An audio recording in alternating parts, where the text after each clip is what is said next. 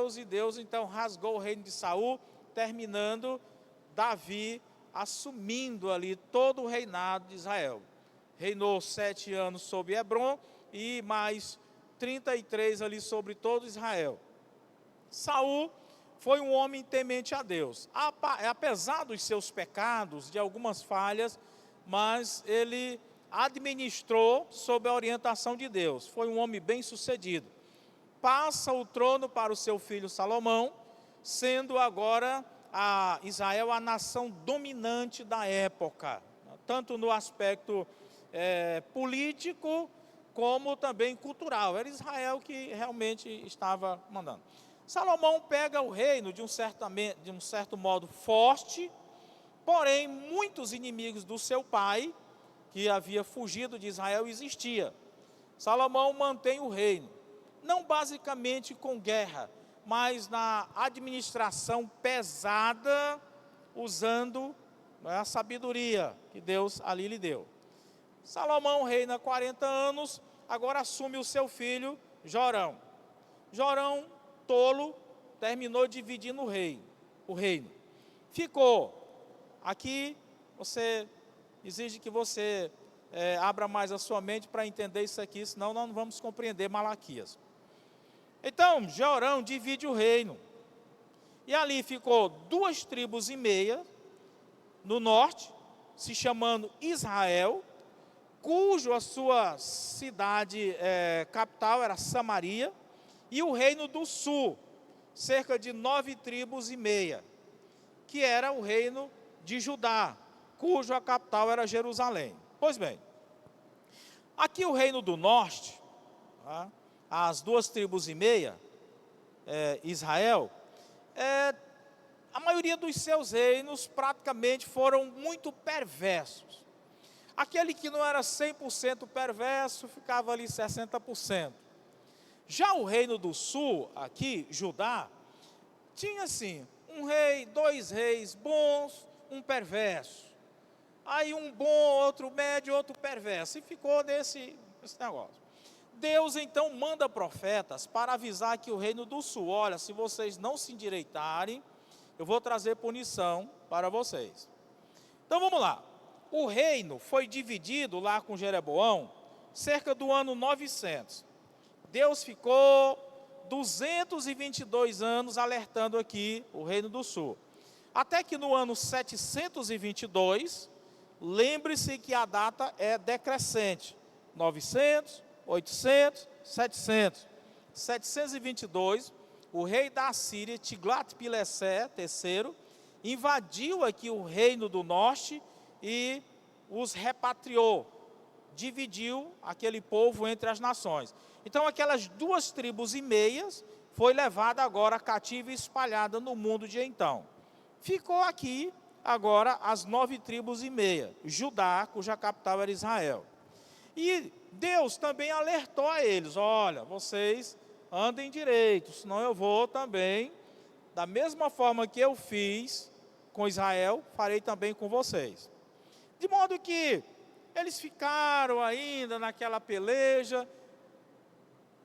Daqui, da invasão do reino do norte, até a invasão agora que acontece por Nabucodonosor do reino do sul, foram 177 anos, Deus alertando o povo, Até que no ano 605, veja bem, estamos descendo, 605, Nabucodonosor vem, invade então aqui Judá e leva muitos cativos. Ele pegou, vamos assim dizer nos dias atuais, as celebridades, os nobres, e levou cativo para Jerusalém, para Babilônia, e fez com que Judá ficasse pagando o imposto para o rei.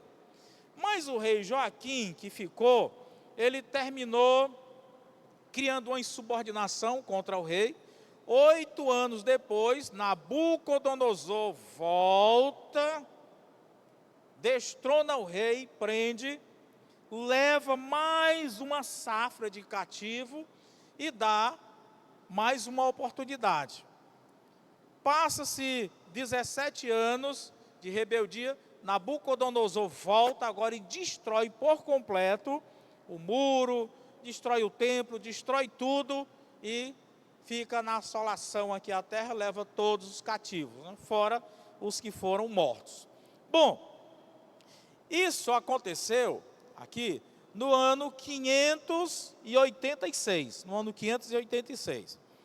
O povo vai, fica ali cerca de 70 anos no cativeiro babilônico.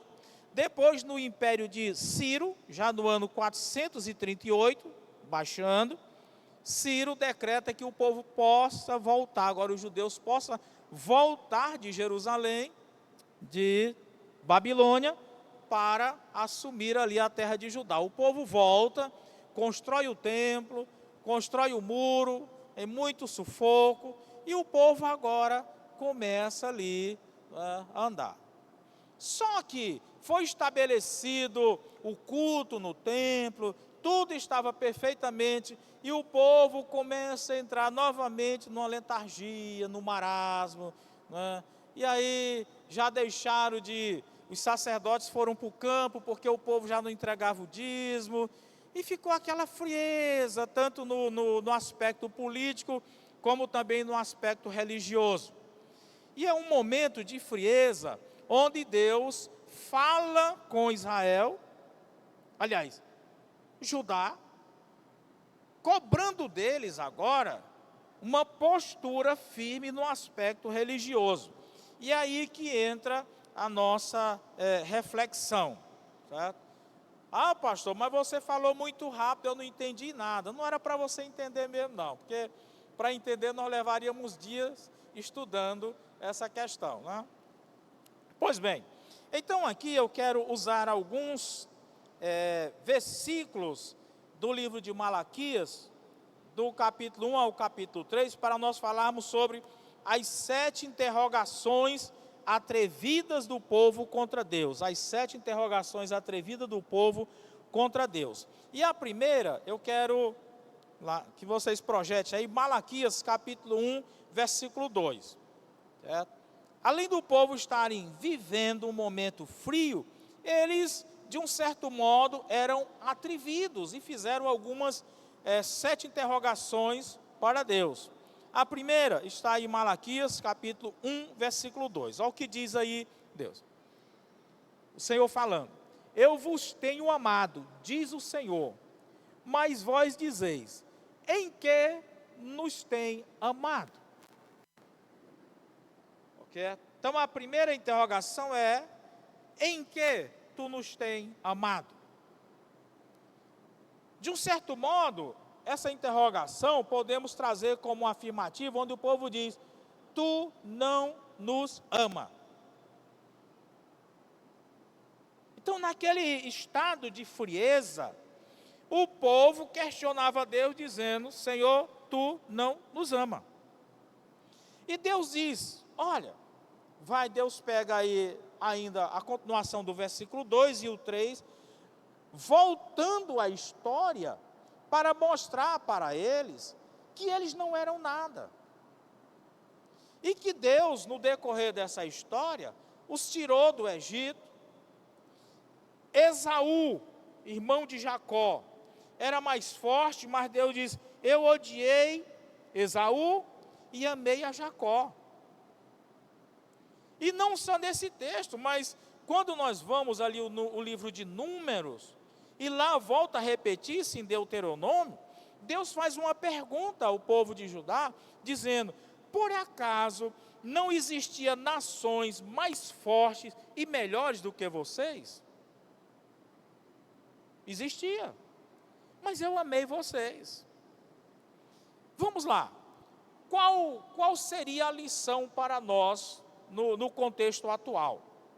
Irmãos, Deus, ele já provou o seu amor para conosco.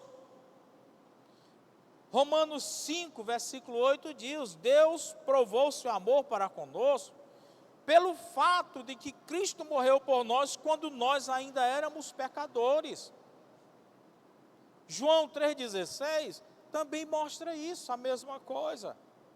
E às vezes nós ficamos resmungando ou murmurando, em virtude de uma dificuldade, e chegamos a imaginar, pensar ou até falar que Deus não nos ama. A dificuldade é que este amor não é refletido em nós, no sentido de, é pela nossa desobediência. O amor está para nós que não nos apoderamos desse amor em virtude da nossa desobediência. Aí achamos que é Deus que não nos ama. Assim era a situação do povo de Deus naquele período. A segunda é esta, a segunda interrogação atrevida está no versículo 6, ainda no capítulo 1 de Malaquias, versículo 6.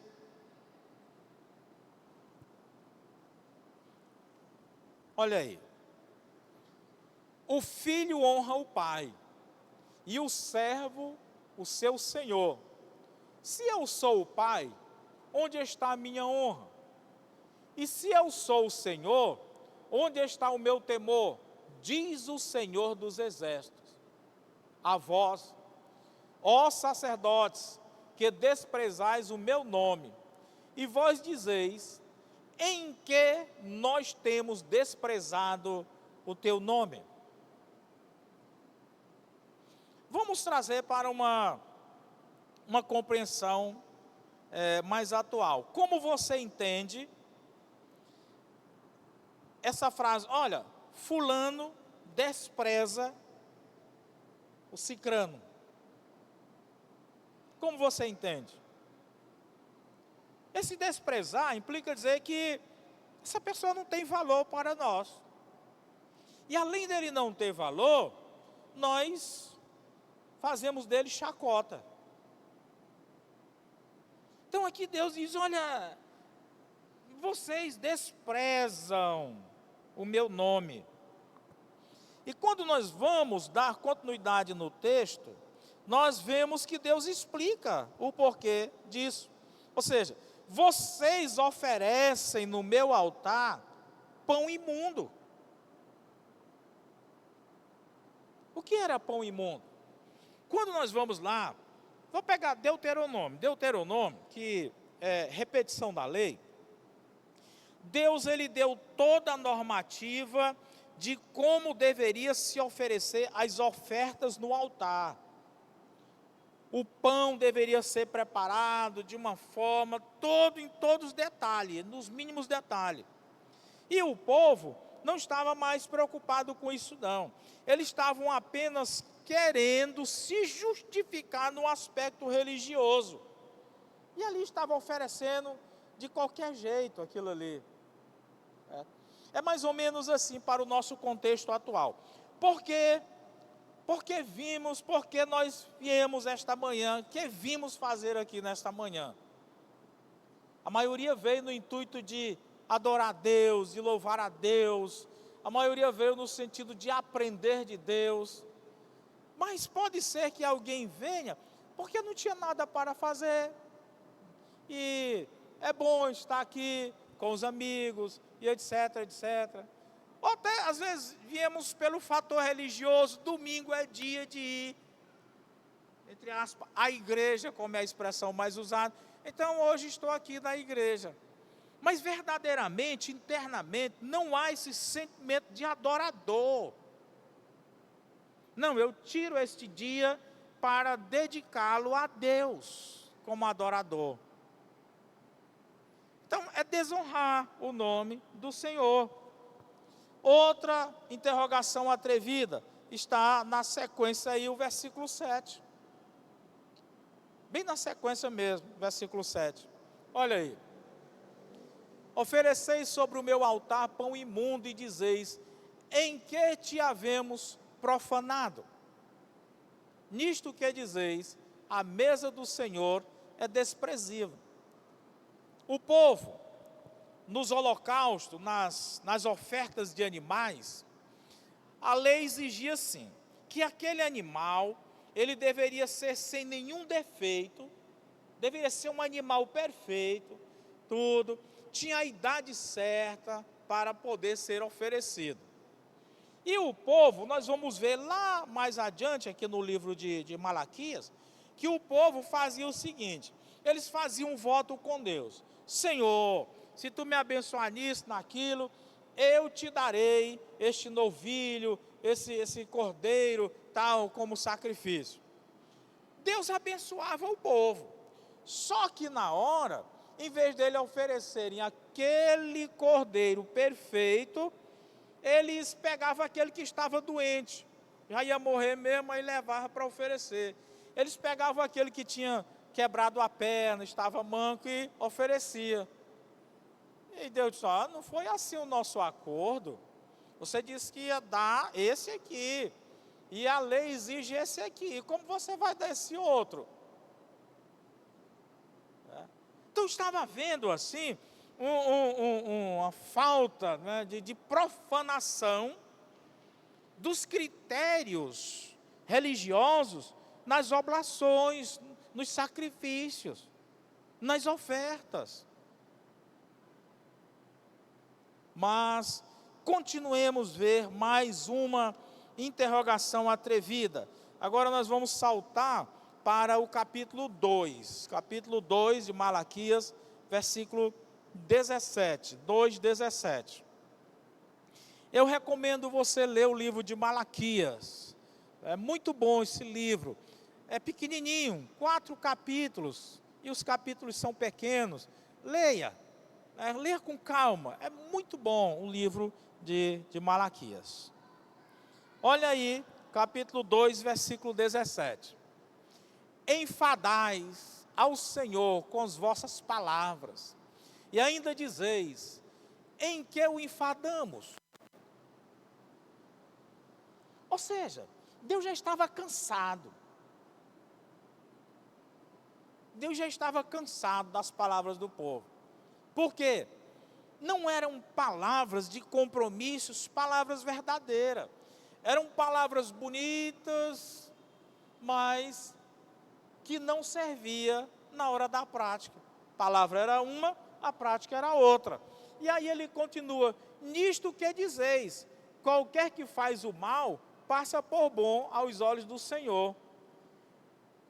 Ou seja, o que é que o povo estava dizendo? Não, Deus não se importa com isso não. Você pode fazer o mal que Deus nem se importa, Ele vai te considerar como bom, como justo. Deus, não é assim não. Quem faz o mal é mal, quem faz o bem é bom. Então o povo já não estava mais nem ligando não. É aquilo que Paulo fala lá em 1 Coríntios, quando o povo diz: então comamos e bebamos, porque amanhã morreremos. Ou seja, Deus não está preocupado com isso não, vamos deitar e rolar. Deus, olha, eu já estou enfadado com essas palavras. Eu estou enfadado. Vamos uma outra questionamento. Agora, vamos para o capítulo 3. Capítulo 3, versículo 7. Capítulo 3, versículo 7. Outra interrogação atrevida do povo contra Deus. 3, 7. Desde o dia de vossos pais, vos desviastes dos meus estatutos e não os guardastes. Tornai-vos para mim, e eu me tornarei para vós, diz o Senhor dos Exércitos. Mas vós dizeis: em que havemos de tornar? Ou seja, Deus está dizendo para o povo já: olha, vocês estão desviados. Voltem para mim. Se vocês voltarem para mim, eu me voltarei para vocês. Porque um dos questionamentos também aqui no livro é que o povo diz: olha, já não vemos mais os milagres de Deus, os símiles, nós já não vemos mais as manifestações de Deus. Nós vamos ver isso na leitura do livro. E Deus disse: mas como eu posso me manifestar em vocês? Como eu posso fazer proeza em vocês se vocês estão todos desviados? Irmãos, como nós julgamos alguém desviado nos dias atuais do Evangelho? Quando o camarada, então, cai na bagaceira do mundo, né? Mas eu poderia dizer que às vezes dentro da igreja nós estamos desviados. Tá? Estamos vindo aos cultos, estamos até dizimando, mas a nossa vida não está dentro dos padrões que a Bíblia Sagrada exige. Estou odiando, tá? Estou adulterando no aspecto psicológico. Tá? Então, certo, eu posso estar desviado mesmo estando na igreja, porque desviado não implica dizer o não frequentar a igreja. Pode ser que alguém, não estou dizendo que você deve, pode ser que alguém não esteja vindo à igreja, mas lá fora ele está mais harmoniosamente com a palavra do que alguém que possa estar vindo, frequentando os cultos. O erro dele lá é porque ele deixou de se congregar. Não estou justificando ele, só estou dizendo que pode acontecer isso. Então Deus diz, olha, se achegue, volte para mim. Mateus capítulo 11, versículo 28, Cristo diz, ó, vinde a mim todos vós. Mas a multidão comprimia Jesus, a multidão poderia dizer, mas Senhor, como nós podemos ir a Ti se nós estamos aqui? E Jesus prova para eles que eles não estavam ali, em João 6,66, quando eles se retiram de Jesus. Eles dizem, olha, duro esse discurso, quem poderá ouvi-lo? Então Jesus provou que eles estavam, mas não estavam. Vamos continuar na sequência o versículo 8, 3, 8. Capítulo 3, versículo 8. Roubará o homem a Deus? Todavia vós me roubais e dizeis, em que te roubamos? E aí Deus é bem enfático aqui, ele diz, nos dízimos e nas ofertas. Tá? Nos dízimos e nas ofertas. Então, sem querer ofender ninguém, mas o que a Escritura diz? Vocês me roubam. Quem rouba é ladrão. Eu não sei quem é dizimista, quem não é. Eu não pego livro de dizimista, eu não vejo envelope, não vejo nada. Só sei que o texto está dizendo que quem não devolve o dízimo não é eu. Não vai dizer que foi o pastor João Pedro que disse, não. Eu queria dizer que é honesto, mas o texto diz ladrão. Eu não vou bater em cima disso aí para não dizer que é eu, é o texto. Vamos lá para o 13. Vamos para a nossa última interrogação atrevida do povo. 3,13. As vossas palavras foram agressivas para mim, diz o Senhor. Mas vós dizeis, em que temos falado contra ti? Em que temos falado contra ti? Ou seja, jogue aí o 14, lá, por gentileza. Vós tendes dito, inútil é servir a Deus, que nos aproveita termos cuidado em guardar os seus preceitos e andar de luto diante do Senhor dos Exércitos. Muito forte essa palavra. Inútil é servir o Senhor. Inútil é guardar os seus preceitos. Deus diz, são palavras ofensivas, são palavras duras, palavras que falam contra mim. Ok, falamos das 7 interrogações atrevidas de Israel, ou de Judá, melhor dizendo, contra Deus no livro de Malaquias. Agora, fechando aqui, nós diríamos, e o que tem a ver isso conosco? O que tem a ver isso conosco? Ora, a melhor forma é analisarmos de forma fria, sem nenhuma irritação, examinarmos cientificamente se eu estou inserido em um desses pontos. Inclusive, eu vou até colocar no grupo de WhatsApp aqui essas 7 interrogações, para que você analise com frieza. Eu estou inserido em alguma delas? Se eu estou, é mudar. E não se zangar. Se eu não estou, beleza, vou continuar sem estar. Pronto. É muito simples. O púlpito, na realidade, ele não tem o desejo de agredir ninguém. O púlpito, ele tem o desejo de transmitir a verdade bíblica simples. Cabe eu, como parte do auditório, aceitar esta verdade simples do púlpito, que é a Bíblia, ou não. É só isso. Então não é apontar o dedo para A, para B, para C, porque o próprio que está sendo o transmissor da palavra no púlpito pode estar incorrendo no erro da reflexão. Por quê? Porque tem pessoas que dizem assim: a mensagem hoje foi maravilhosa, quando é a mensagem das bem-aventuranças, né? Mas quando é a mensagem de Deuteronômio, capítulo 28, aquela mensagem não prestou, não valeu, não gostei. Então, irmãos, aqui está. Eu diria que Malaquias é o retrato atual da igreja. Porque se você for observar, pegando o livro de Juízes, ou qualquer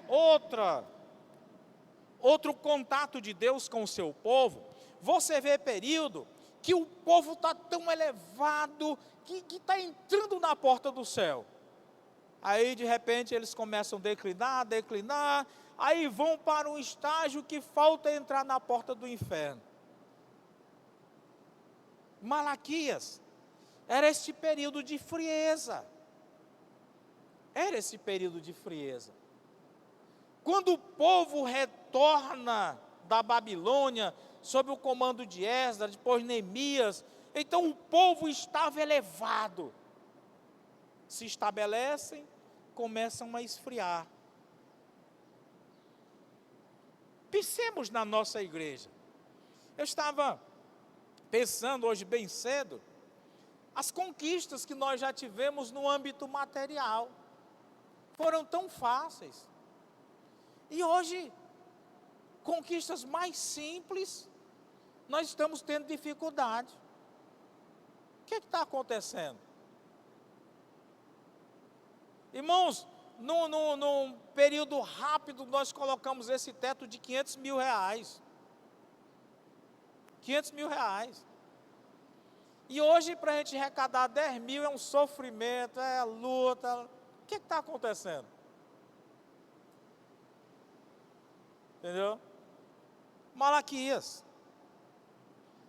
Vamos orar. Deus querido, Pai de infinita misericórdia, Deus de toda a consolação. Pai, faz com que eu e cada um dos teus filhos possamos refletir sobre o estágio que estava vivendo ali o teu povo na época de Malaquias. Que essas 7 interrogações possam não ser notadas na tua igreja, mas que a tua igreja esteja cumprindo cabalmente o teu mandar, a tua ordem, a tua palavra. Muito obrigado, Senhor. Desperta em nós a que voltemos ao estado de estudante da tua palavra, aprendiz de ti, Senhor, e não andarmos tortuosos, não andarmos carentes de entendimento. Que nesta manhã ainda aprendamos muito de Ti, do Teu Espírito em classe. Muito obrigado, Deus. Vem nos iluminar em classe e dar-nos, após o término deste culto, uma saída abençoada até a nossa casa e retornemos à noite para continuarmos este louvor coletivo a este Deus maravilhoso. Muito obrigado, abençoa-nos, rogamos agradecidos, em nome e por amor de Jesus. Amém. Então, irmãos, vamos às nossas salas.